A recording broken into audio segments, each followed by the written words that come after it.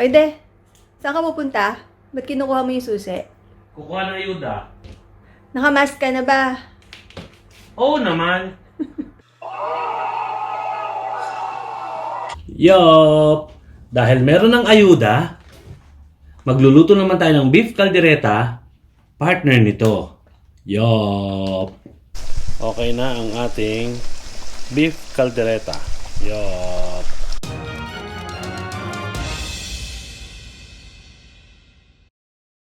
Hey, Teban! Yup! Yo!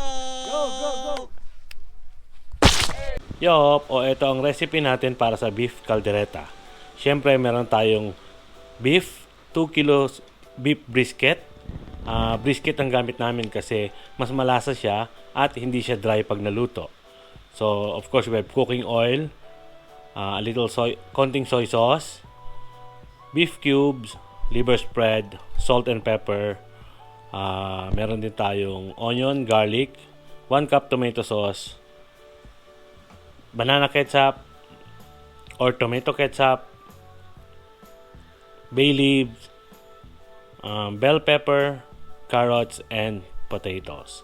Yup! Yup! Bago tayo mag-upisa magluto ng ating beef caldereta, let's fry our carrots and potatoes first.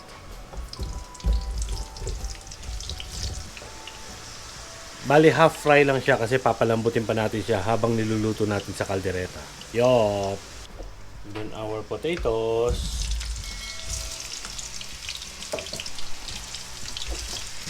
A few moments later. Ayan, umpisan natin ating beef caldereta. Let's start with oil. A little oil. Let's saute our onion.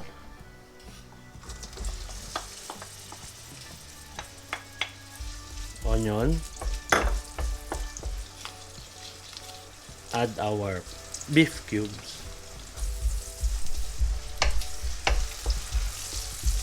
Garlic.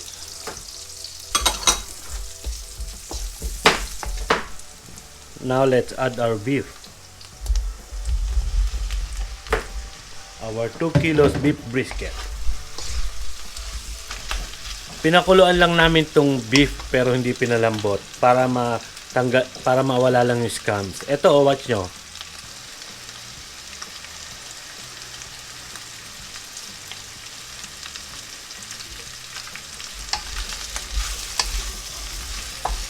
Medyo i-brown lang natin siya ng konti.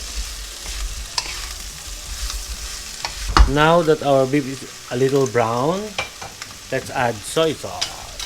Around 2 tablespoons soy sauce lang siya. 1, 2. Stir. Then, after a minute of stirring, add our 1 cup tomato sauce. 1 cup tomato sauce. And then, half cup banana ketchup or tomato ketchup.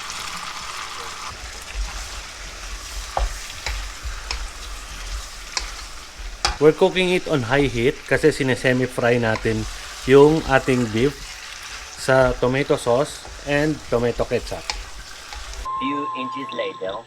Ngayong semi-fry na siya with the tomato sauce and ketchup, pwede na nating i-add ng water. Mas maganda sana kung beef broth but we have water and beef cube naman. Yup! Change the heat to medium heat. After adding the water, let's add our pepper. Pepper and our bay leaves. Mga 2 to 3 pieces bay leaves lang siya. Stir a little. And then cover. Let's simmer it and wait for our beef to be tender. It will take around 45 minutes to 1 hour. Yup! But you have to check from time to time para hindi siya dumikit. Yup! 1 hour later. Ayan, yup! Check natin.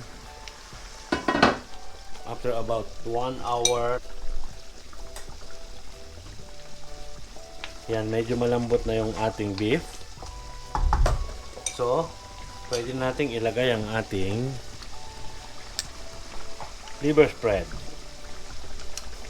Liver spread. Then halo-halo.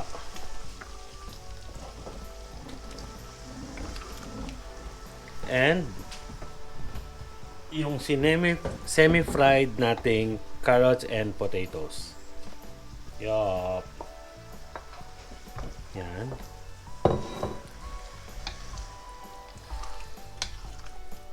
Halo-halo lang.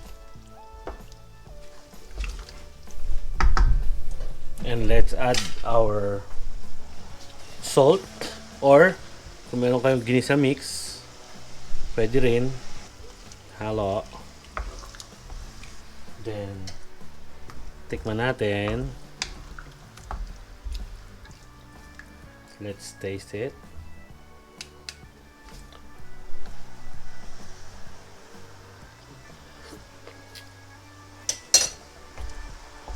Nice. Then let's simmer for another 5 minutes in low heat. Another 5 para malambot na yung baka natin at malambot na rin yung ating potatoes and carrots. Yeoooph. Yeoooph. 5 minutes later. Yan, after 5 minutes, pwede natin ilagay ang ating bell peppers.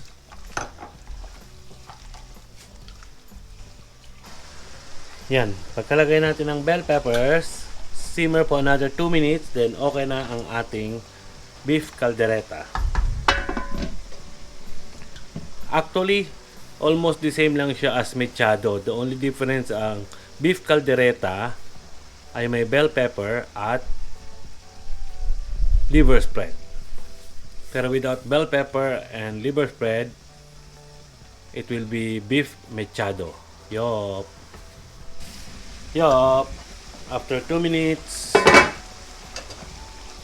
okay na ang ating caldereta. Off na natin yung kalan. Yeoooph.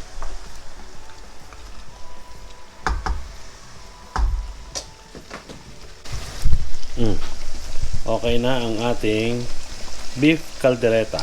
Yeoooph.